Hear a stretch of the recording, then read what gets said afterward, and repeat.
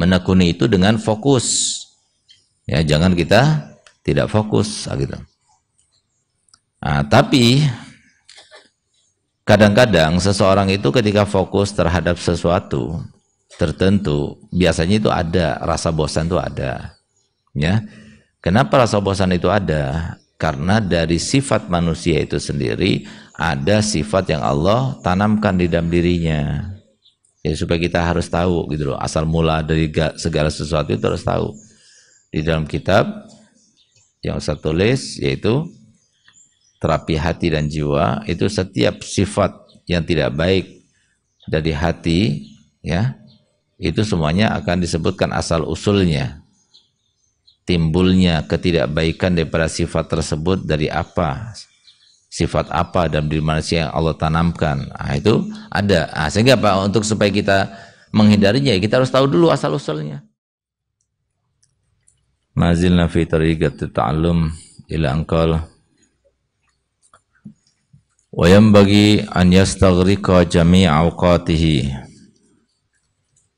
fa idza malla min ilmin yashtaghilu bi ilmin akhar. Dan sepatutnya seyogianya lah hendaknya dia menghabiskan waktunya semuanya hanya untuk mencari ilmu dan mendapatkannya, baik dengan cara mutola'ah atau dia belajar atau dia mengulang ataupun dia menghafal.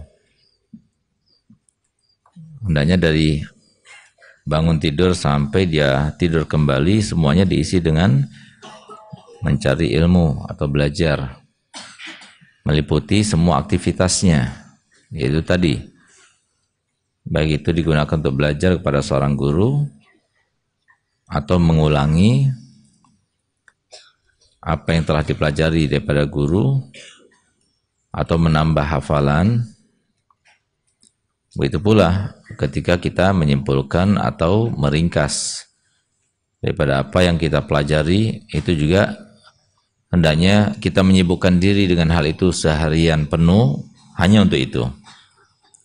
Tidak menyibukkan dengan hal-hal yang lainnya maksudnya. Karena sudah disebutkan dalam kaidah bahwasanya al-masyghul la yashghal. Innallaha ma ja'ala qalbaini fi jawfin wahid. Allah tidak menciptakan dua hati dalam satu tubuh. Sehingga kalau seumpama kita sibuk dengan satu hal, maka tidak bisa lagi disibukkan dengan yang lainnya. Sehingga kalau seumpama bertemu, berpapasan bahkan, apalagi sampai bertentangan antara dua hal yang sama-sama berkontribusi dalam kehidupan kita, maka tidak mungkin kita itu akan fokus dalam keduanya. Jadi kita harus berkorban dengan salah satunya. Tapi kalau kita harus korbankan mana yang lebih baik, maka tentunya jawabannya adalah yang lebih baik terkait dengan akhirat kita, bukan terkait dengan dunia kita.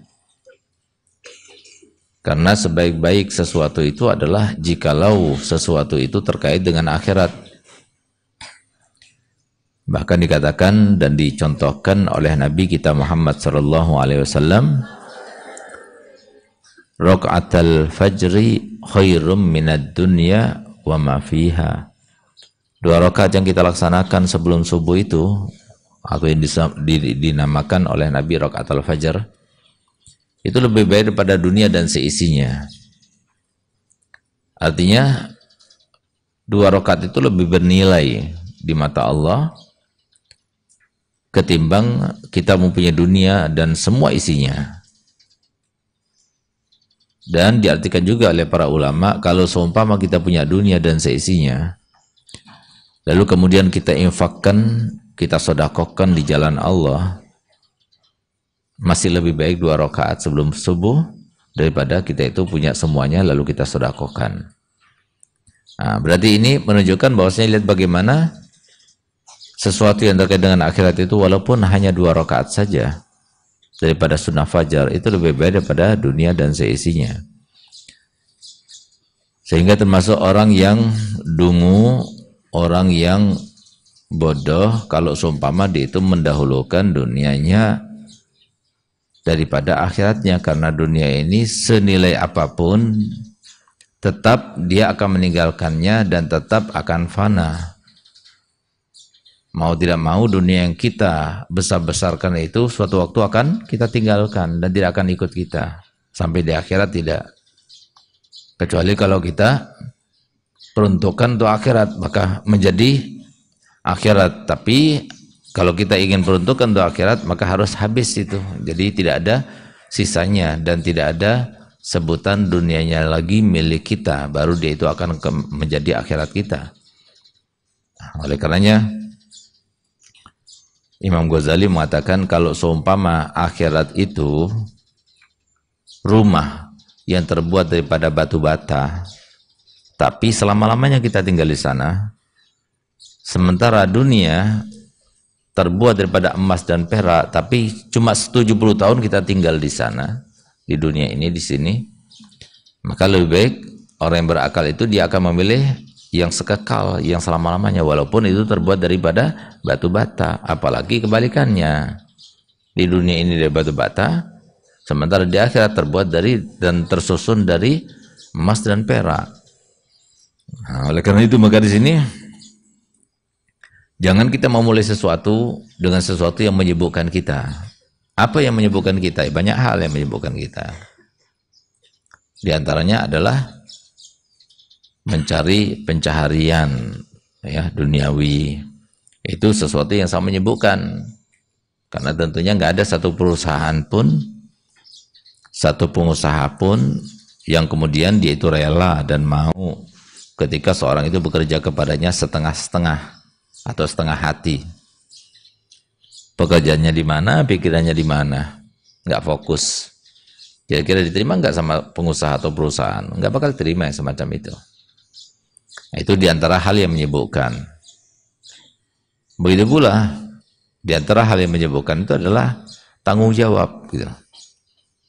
Itu kontradiktif ya dengan mencari ilmu. Sehingga kalau belum siap benar, jangan gitu.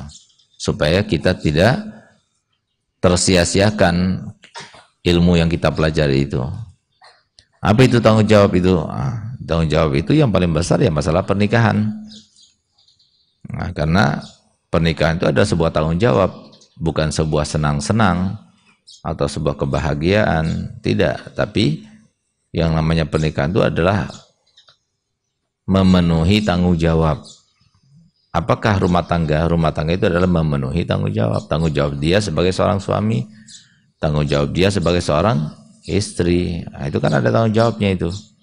Apa maksudnya tanggung jawab? Tanggung jawab itu adalah sesuatu yang akan dipertanggungjawabkan oleh Allah SWT terkait dengan haknya orang lain. Suami akan ditanya terkait dengan istrinya, terkait dengan anak-anaknya dan keluarganya. Begitu pula si istri akan ditanya terkait dengan haknya suami. Dan sebaliknya suami akan ditanya tentang hak istri serta keluarganya. Sementara si istri ditanya tentang haknya suami dan anak-anaknya. Bagaimana dia itu mendidiknya, bagaimana dia mengawasinya, bagaimana dia menjaganya. Itu semuanya akan menjadi sebuah pertanggungjawaban yang akan dimintai pertanggungjawaban langsung oleh siapa? Allah. Oleh karenanya Nabi SAW bersabda, kullukum ra'in wa kullukum mas'ulun an ra'iyati. Setiap orang di antara kalian, siapapun itu, tidak ada yang luput, ya. Laki maupun perempuan, sudah kawin ataupun belum kawin, pasti dia itu adalah seorang pemimpin, paling tidak pemimpin dari dirinya sendiri. Dan dia nanti akan dimintai pertanggungjawaban terkait dengan apa yang dipimpinnya, apa yang diberikan kepadanya daripada amanat Allah SWT berupa organ tubuhnya, ya, ataupun kewajiban-kewajiban yang lainnya terkait dengan dirinya. Nah, itu termasuk yang menyibukkan sekali. Makanya dikatakan di dalam sebuah perkataan para salaf, para ulama, zubihal ilm baina afkhadin nisa. Yang namanya ilmu itu disembelih di antara dua sekelangkangan perempuan. Jadi maksudnya kalau sudah kawin habis sudah gitu. Ya. Kalau sudah kawin, maka orang itu tidak akan lagi bisa fokus seperti biasanya. Karena apa? Ada kewajiban-kewajiban yang mengalihkan.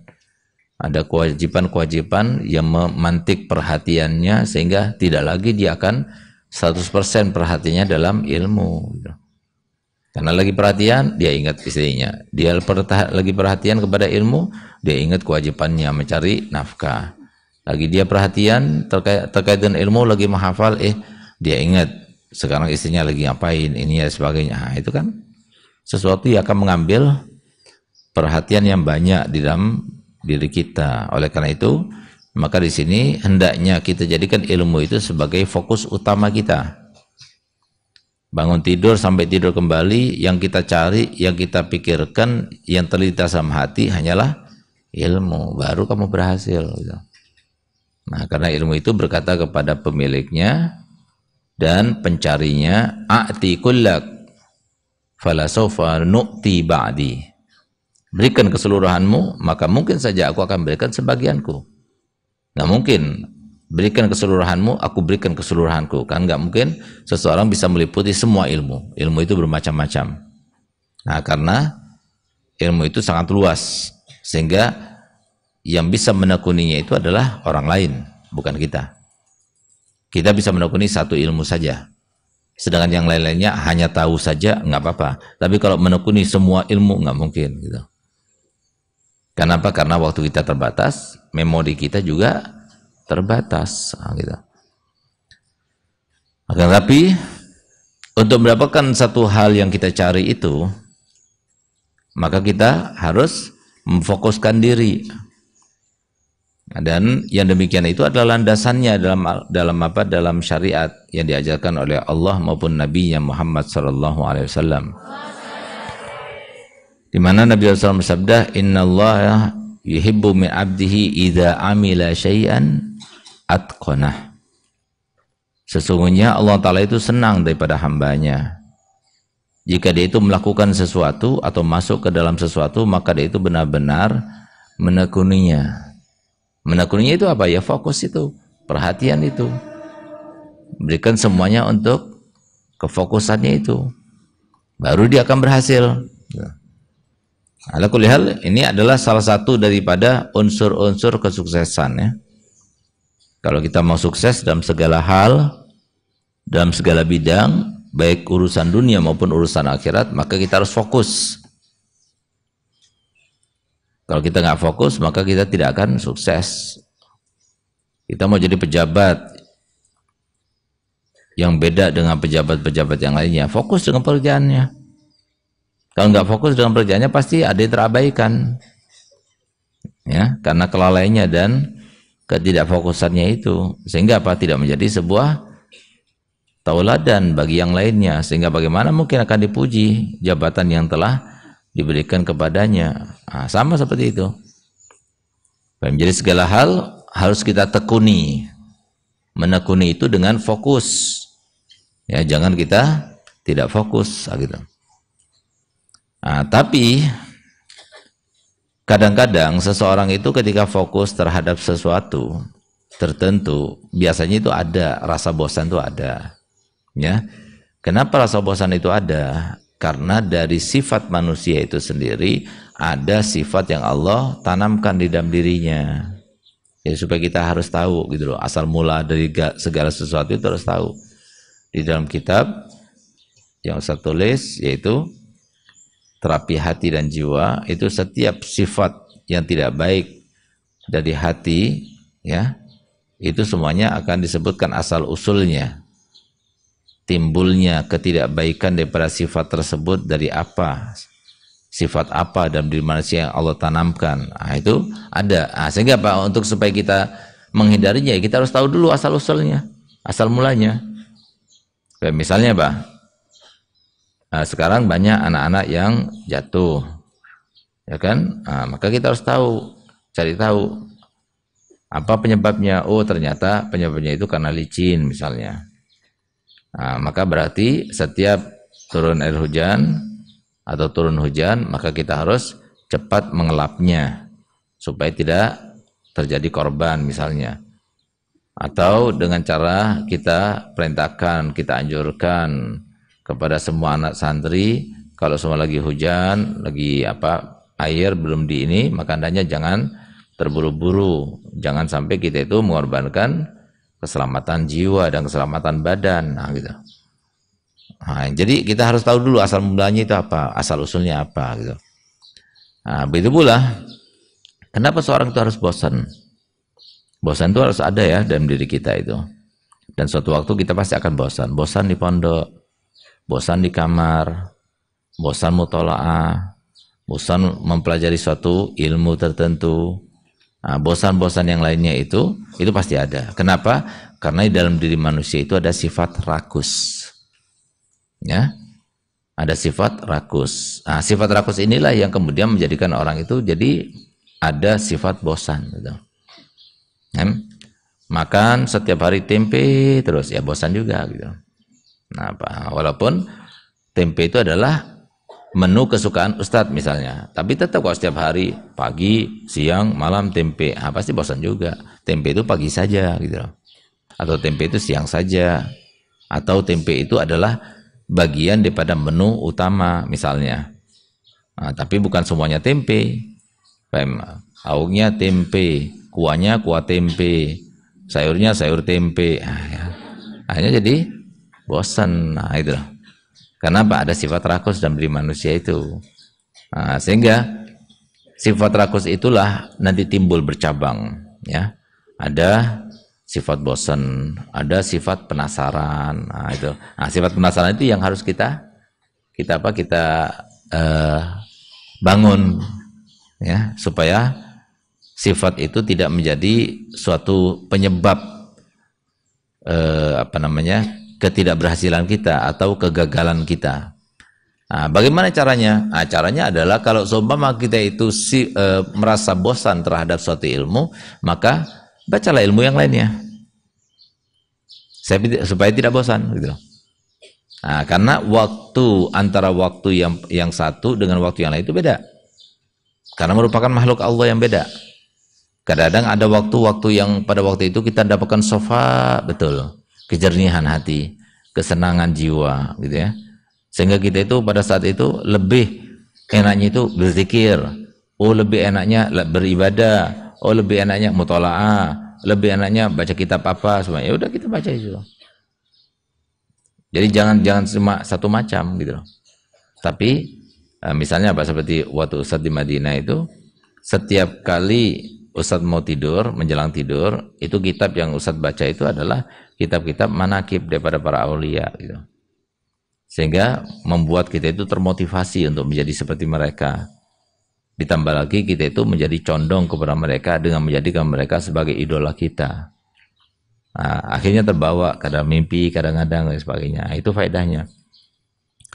Tapi kalau mau tidur, ya, kemudian kita itu baca suatu kitab yang menyenangkan, yang menantang, membuat orang itu jadi tertantang, ya, seger matanya, itu susah mau tidurnya. Nah, jadi cari sesuatu yang kira-kira bisa kita jadikan sebagai motivator buat kita, tapi yang bisa mengantarkan kita kepada tidur, gitu loh. Nah, kan kalau cerita kan, makanya kan anak kecil itu kalau mau tidur diceritai dulu kan sama orang tuanya. Nina bubuknya itu pakai apa? Pakai cerita, gitu loh. Nah, jadi supaya dia itu cepat tertidurnya, terlelap, gitu loh. Nah, kenapa? Ketika dia itu mencerna, maka pikiran itu kan terus bergerak dalam keadaan sudah capek, gitu loh. Sudah ngantuk, sudah waktunya tidur. Sudah waktunya tidur berarti biasanya nguap terus. Nah, tambah lagi dibikin capek. Nah, akhirnya jadi cepat tidurnya, gitu loh. Nah, jadi kalau tambah memantik perhatian kita, ya, maka tambah menjadikan kita itu lelah, gitu. Nah, kalau semua mau bosan gitu ya, biar cepat tidurnya, baca kitab Nahwu, gitu. Kenapa? Karena kitab Nahwu itu paling kita tidak sukai, sehingga bosanlah tidur langsung. Nah, tapi kalau kita itu baca kitab yang mengasyikkan, bisa jadi kita malah nggak tidur, gitu loh. Nah, karena kita asyik, tertantang kita. Nah, oleh karena itu maka di sini Dikatakan wa kana Ibnu Abbas radhiyallahu anhu idza malla minal kalami yaqulu hatu diwana syuara. Berkata Sayyidina Ibn Abbas radhiyallahu anhu ardhah, jika dia telah bosan daripada suatu pembicaraan atau suatu diskusi atau suatu penjelasan terkait dengan ilmu, maka dia berkata hatu diwana syuara. Sini bawa diwana syuara gitu.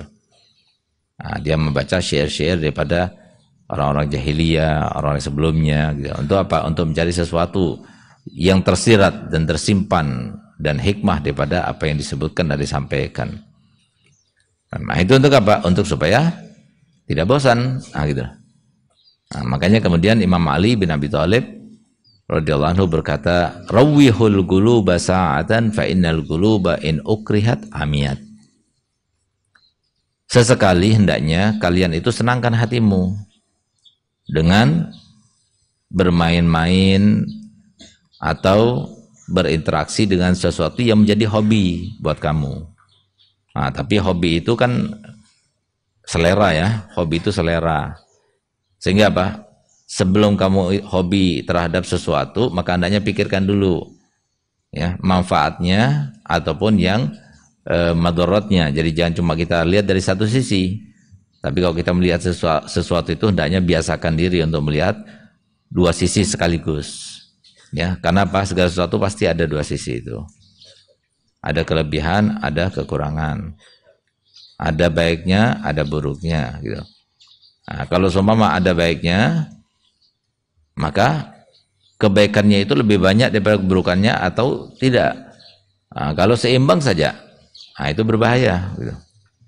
Cari yang lebih banyak kebaikannya, lebih banyak manfaatnya, lebih banyak nilai positifnya, jangan sampai ada negatifnya. Apalagi sampai lebih banyak dengan unsur negatifnya, jangan gitu. Itu berbahaya karena kita akan terjerumus. Karena Nabi SAW sudah menjelaskan kepada kita, man hama haulal hima yushaku ayyaqa fi. Barang siapa yang mendekati sesuatu yang dilarang, takutnya dia akan terjerumus ke dalamnya. Sehingga apa? Jadi jangan dekati. Kalau semua ada nilai negatifnya itu, jangan didekati. Kenapa? Takut sampai terjerumus ke dalam kenegatifan itu. Gitu. Oleh karena itu maka di sini sebelum kalian itu menentukan hobi kalian, maka hendaknya kalian itu pikirkan, cari hobi yang kira-kira bermanfaat, baik dunia kalian maupun akhirat kalian. Gitu. Misalnya apa? Seperti Ustadz hobinya olahraga bermanfaat. Bagus itu, gitu. Tapi jangan lupa, setiap waktu itu berlalu begitu saja kan, dan setiap waktu itu kan dikotak-kotakkan menjadi makhluk yang nanti akan menjadi saksi buat kita. Sehingga jangan sampai kita itu melewati suatu waktu dengan hobi apapun kecuali dengan niat yang baik sehingga menjadi ibadah. Mau tidur jangan lupa niat, setiap malam tuh mau tidur jangan lupa niat. Kalau nggak niat ya begitu saja lewat 6 jam, 8 jam habis begitu saja tanpa ada unsur pahala yang bisa kita dapatkan, nilai positif yang kita dapatkan.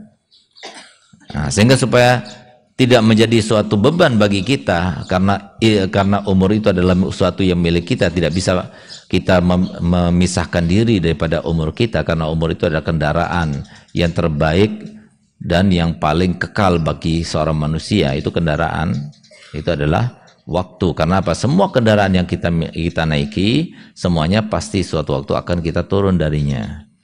Kecuali apa? Kecuali kendaraan waktu. Kita tidak akan pernah turun kecuali kalau sudah turun ya selama-lamanya nggak bakal kembali lagi. Beda kalau kita mobil, sesaat kita naik mobil tapi suatu waktu kita akan turun. Sepeda, motor dan sebagainya semuanya seperti itu. Tapi kalau waktu kapan kita turun nggak bakal kembali lagi. Oleh karena itu maka hendaknya seseorang itu mencari sesuatu ya yang bermanfaat untuk akhiratnya. Kalau tidak bermanfaat jangan. Gitu. Misalnya apa hobinya? Hobinya mencari kutu. Gitu. Jangan, eman. Cari sesuatu yang lainnya gitu. Karena mau dibilang olahraga enggak juga gitu. Dari sisi apa olahraganya gitu. Ya kan? Mau diniati baik, apa niatnya gitu kan susah. Saya mau niat baik, mencari kutunya teman-teman supaya membantunya supaya tidak garuk-garuk kepala terus gitu. Terlalu kecil gitu. Artinya apa? Jadi terlalu sepele banget. Walaupun kita nggak boleh menyepelekan suatu kebaikan, tapi masih banyak hal yang bisa kita jadikan hobi. Hobinya apa? Membaca. Wah, bagus banget tuh. Hobi membaca itu biasanya hanya orang-orang yang sukses di masa depannya itu yang hobi membaca itu. Apalagi sampai hobinya itu tidak baik, bahkan merugikan, penuh hal dengan kenegatifan. Jangan. Seperti apa? Hobinya apa? Tidur. Hobinya apa? Makan. Hobinya apa? Kulineran. Itu kurang-kurang bagus itu. Ya.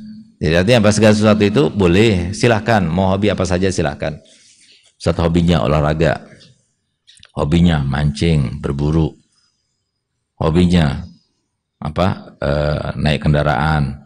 Nah, itu Ustaz menikmatinya, nikmat. Nah, jadi Ustaz kebanyakan kalau seumpama bukan perjalanan dakwah, Ustaz bawa sendiri mobil. Nah, karena itu seni gitu. Gimana caranya orang yang naik mobil itu, yang penumpangnya itu tidak takut dia naik mobilnya.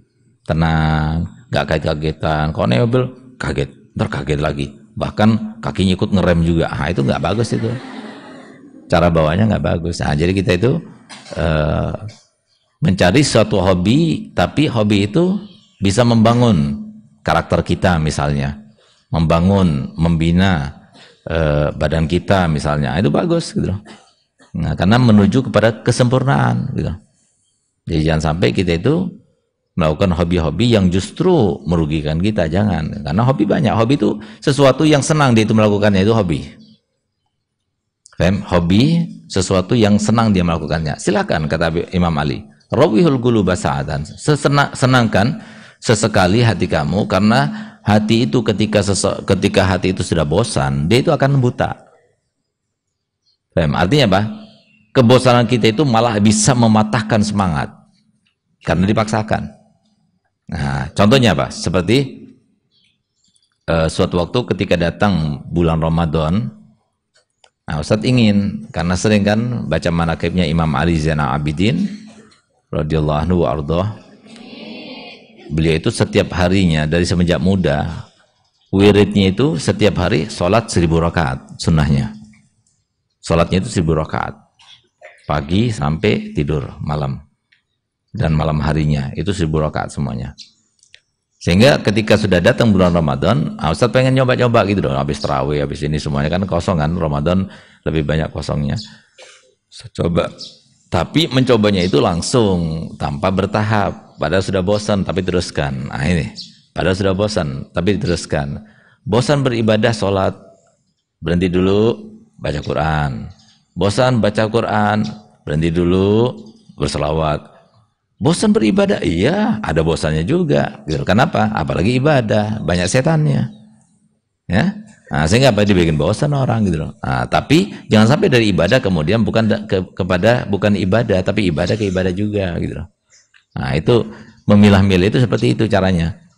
Sehingga kemudian Ustadz paksakan 2 rakaat, 10 rakaat, 20 rakaat, sampai 100. Wah, berhasil 100. 140 sudah mulai bosan itu, sudah mulai capek itu. Teruskan sampai 200. Habis 200 masalahnya Ustadz nggak ingat lagi. Tiba-tiba sudah dibanguni sama orang. Jadi Ustadz nggak tahu kapan tidurnya, apakah waktu berdiri tidur atau waktu duduk atau itu. Itu salah satu contoh. Kenapa dipaksakan? Ketika dipaksakan, padahal sudah tidak mampu lagi, jadinya seperti itu. Harusnya apa? Bertahap. Nanti kalau sudah kita bertahap, maka pasti sesuatu itu walaupun itu banyak jadi ringan. Walaupun awalnya tidak senang jadi senang akhirnya. Kenapa? Segala sesuatu itu bertahap, dilakukan dengan senang hati. Jadi caranya untuk mengusir kebosanan itu seperti itu. Jadi kalau bosan dalam ilmu, berarti kita cari ilmu yang lainnya. Bosan dalam beribadah, cari ibadah lainnya. Bosan dalam suatu suatu pekerjaan yang mubah dilakukan, maka kita cari pekerjaan mubah yang lainnya. Jangan bosan melakukan ibadah langsung berpindah ke maksiat, jangan. Anak lagi bosan nih saat sholat, terus gimana caranya? Imam Ali kan bilang kan, suruh sesekali bolehlah cari hiburan gitu loh. Nah, kalau gitu gimana? Ya udah TikTokan aja. Ah, salah itu. Nah, kenapa? Berseberangan. Nah, jadi kalau kita itu bosan dalam ibadah, cari ibadah lain. Bosan dalam belajar ilmu, cari ilmu yang lain. Ah, gitu. Nah, tapi itu terkait dengan sesuatu berinteraksi ya, dengan sesuatu yang bukan bernyawa, bukan menjadi orang yang kita itu berinteraksi lawan dia, jangan gitu. Faham? Misalnya Pak, anak bosan temenan sama dia, cari yang lainnya aja. Ah, jangan gitu. Faham? Itu salah itu bosan yang salah itu. Nah, jadi karena apa? Karena kita harus menjadi orang yang hebat. Siapa orang yang hebat? Orang yang hebat itu adalah orang yang tidak pernah takut berinteraksi dengan siapapun juga. Orang yang hebat itu adalah orang yang tidak takut untuk berinteraksi dengan siapapun juga, dan itu maksud daripada pesannya Nabi, wa khaliqin nas bi khuluqin. Tidak disebutkan oleh Nabi SAW wa khaliq ashabak wa khaliq agaribak, enggak, tapi wa khaliqin nas. Hendaklah kamu itu berinteraksi dengan semua manusia dengan akhlak yang baik. Nah, itu. Nah, sehingga apa? Kalau kita sudah bisa berinteraksi dengan siapapun juga, contohnya siapa yang di kamar kita itu, kita mulai bertahap. Satu kamar semuanya senang sama kamu. Kemudian kamar-kamar di sampingnya yang satu rayon sama kamu, senang semuanya sama kamu. Ah, itu keberhasilan. Sampai kemudian satu pondok semuanya teman kamu disenangi oleh mereka. Ah, itu orang hebat tuh. Berhasil dia. Dia termasuk orang yang berhasil dalam membina jiwanya. Kenapa? Nggak mungkin kalau orang itu nggak dibina jiwanya, dia akan cocok kepada semua, nggak mungkin. Karena sifat orang kan macam-macam. Ya, an-nas fid dunya ma'adin gitu. Jadi an-nas ma'adin itu apa? Jadi beda-beda. Karakternya beda, sifatnya beda, tabiatnya beda. Ada yang rese, ya. Ada yang judes, ada yang pelit, ada yang lelet, ada yang perkataannya itu enak gitu ya, didengarnya, ada yang enggak, sebaliknya. Ada yang dia itu selalu mengutamakan orang lain, ada yang enggak, dia enggak mau mengutamakan orang lain di atas dirinya. Nah, jadi macam-macam orang-orang gitu. Tapi kalau dia itu bisa kumpul sama ini, bisa kumpul sama ini, bisa kumpul sama ini, bisa, nggak mungkin bisa kecuali kalau dia itu sudah menyempurnakan dan tahu semua penyakit hati. Nah, kemudian dia itu bisa menerapkan dan mujahadah, baru dia itu akan bisa melewati itu semuanya, baru dia akan berhasil gitu. Dan itu yang harus kamu lakukan. Jangan mau pindah kamar. Kenapa? Di kamar itu ada yang suka bully misalnya, judes misalnya, pelitnya minta ampun misalnya, melihat mukanya jadi nggak enak. Jangan pernah melihat orang, menilai orang seperti itu. Tapi yang salah itu kita. Kenapa dia begitu? Karena kitanya. Jadi jangan pernah menyalahkan orang, nyalakan diri kita sendiri. Itu lebih baik daripada kita menyalahkan orang lain.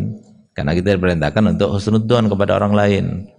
Walaupun dia itu tidak baik, tetap husnudzon. Karena kata Imam Al-Habib Abdullah Al-Idrus Al-Akbar,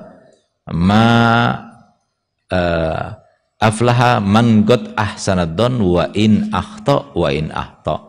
Beruntung orang yang husnudzon, berprasangka baik walaupun dia salah dalam sangkanya. Karena apa? Karena yang memberikan pada hakikatnya bukanlah manusia itu, tapi semua kita dapatkan walaupun melalui sebab manusia. Sesungguhnya yang memberikan kepada kita, yang kita dapat dari dia itu adalah Allah, bukan orang itu. Orang itu cuma menjadi sebab. Belajar. Karena apa? Kalau kamu mau tahu, Ustaz, anak pengen tahu jodoh anak. Jodoh inti adalah salah satu daripada jenis orang yang di kamar inti itu. Ya bisa jadi. Kan di kamar itu ada yang suka marah, temperamen, ada yang suka bully, ada yang suka perasaannya itu sentimental ya, jadi perasaan banget gitu. Dilihat nggak bisa dilihat langsung ngapain lihat. Ada yang semacam itu. Nah, itu bisa jadi salah satu daripada suami kamu itu nanti, atau jodoh kamu seperti itu. Nah, saya sudah biasa kalau melihat yang semacam itu, bagaimana cara menanganinya, saya sudah bisa. Sehingga apa? Buktinya dia senang sama aku. Nah, itu yang kalian cari, itu yang kalian harus pecahkan itu dalam diri kalian. Nah, itu sebuah tantangan. Makanya kan kalau orang itu nggak suka dengan tantangan, jangan berharap dia akan menjadi orang sukses. Jadi harus kita itu ketika berinteraksi dengan sesuatu, maka kita harus jadikan sesuatu itu ada sebuah tantangan buat kita. Saya harus bisa melewatinya. Orang itu tidak suka pada saya, gimana caranya saya menjadikan orang itu suka pada saya gitu. Orang itu pelit misalnya, gimana caranya supaya jadikan saudara saya ini tidak pelit lagi. Nah, jadi itu sebuah tantangan. Jadi semua yang datang kepada kita, baik itu dari sifat diri kita maupun dari sifat orang lain, maka kita itu harus jadikan itu semuanya sebuah tantangan dari kita. Untuk apa kita melewatinya? Dalam keadaan kita itu sesuai dengan responnya Allah dan Rasulnya. Nah, semoga kita semuanya termasuk yang mau belajar ya, dan mencari hikmah serta meneteni, meneliti apa yang terjadi pada kita itu bukan kebetulan, tapi semua jadi rencanakan untuk memberikan arti kepada kita supaya kita cepat dewasanya. Banyak pengalaman, banyak sebab-sebab kita itu menjadi cepat dewasanya, sebelum waktunya sudah cepat dewasanya. Itu kalau kita itu betul-betul merenungi, menekuni, meneliti dan merasakan apa yang kita jalani itu, maka cepat kita itu menjadi orang yang cepat dewasa. Cepat dewasa itu cepat beriman, cepat dewasa itu cepat menjadi orang yang sukses. Semoga kalian semua seperti itu. Ala hazin yakun yatin salihah wa la manawasraf salih. Al-Fatihah.